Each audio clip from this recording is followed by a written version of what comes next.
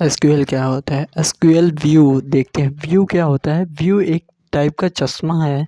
उसके थ्रू जो भी देखोगे तो ओनली सम कॉलम विजिबल होगा। फॉर एग्जांपल अगर एक कस्टमर का टेबल है, तो उसमें आईडी होगी, नेम होगा, एज होगा, एड्रेस होगा।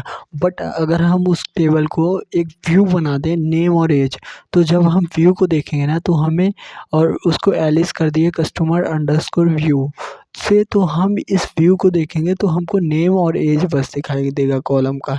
आईडी और एड्रेस ये सारी चीज़ें नहीं दिखाई देगी।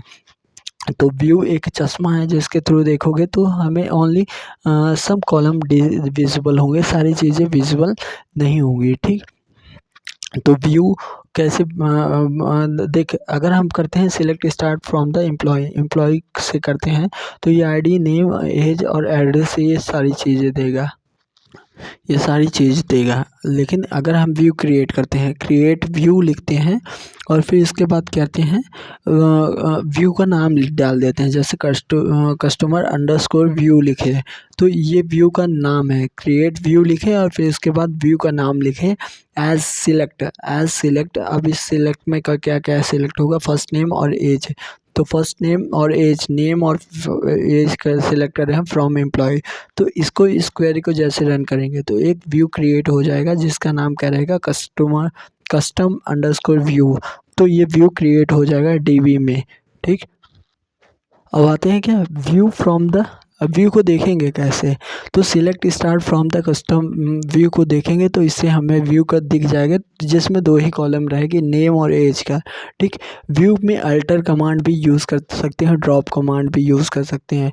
व्यू के अंदर अल्टर कमांड का यूज़ कर सकते हैं। Alter view custom underscore view as select F frame name as, अब और चीज़ें डाल सकते हैं, इसमें सिलेक्ट कर सकते हैं। तो लॉजिक इसका स्कीमा अल्टर, स्कीमा चेंज करता है। तो इसका schema first name, last name, age ये डाल दिया। ड्रॉप कर सकते हैं व्यू को, view drop view if exist custom view कर सकते हैं। तो इस तरह से व्यू को हम क्या कर सकते हैं? ऑपरेशन परफॉर्म कर सकते हैं।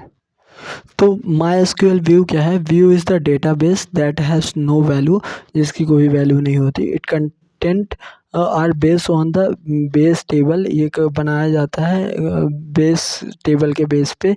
It contain row and column similar and real data, ये कंटेन करता है रो और कॉलम के रियल डेटा के को कंटेंट करता है। In MySQL the view is a virtual table, एक वर्चुअल टेबल होता है created by the query by joining one and more table. ये क्रिएट होता है टेबल के थ्रू ज्वाइन करके एक या एक से अधिक टेबल्स को।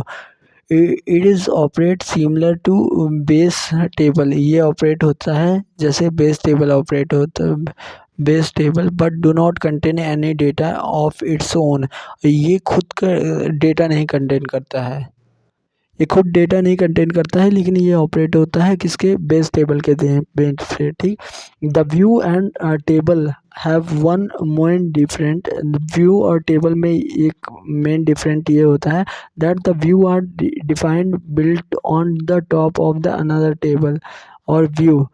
If changing occurs underlying the table, the same change reflect in the view also। अगर कोई चेंज होता है टेबल में तो वो किस में भी रिफ्लेक्ट होगा?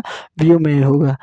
क्रिएट व्यू कैसे करते हैं? क्रिएट व्यू लिखते हैं, फिर व्यू नेम लिखते हैं, एज सिलेक्ट लिखते हैं, कॉलम लिखते हैं from the table and where condition लगा के लिख देते हैं। अल्टर कमांड भी चला सकते हैं, तो अल्टर व्यू नेम लिखे और फिर उसके बाद as select column from table और वेयर लगा के कंडीशन डाल सकते हैं। ड्रॉप व्यू इफ एग्जिस्ट करती है तो ड्रॉप कर सकते हैं। Create view train as select course ID और कोर्स ट्रेनिंग और T from the course C containing T where C dot I equal to T dot I.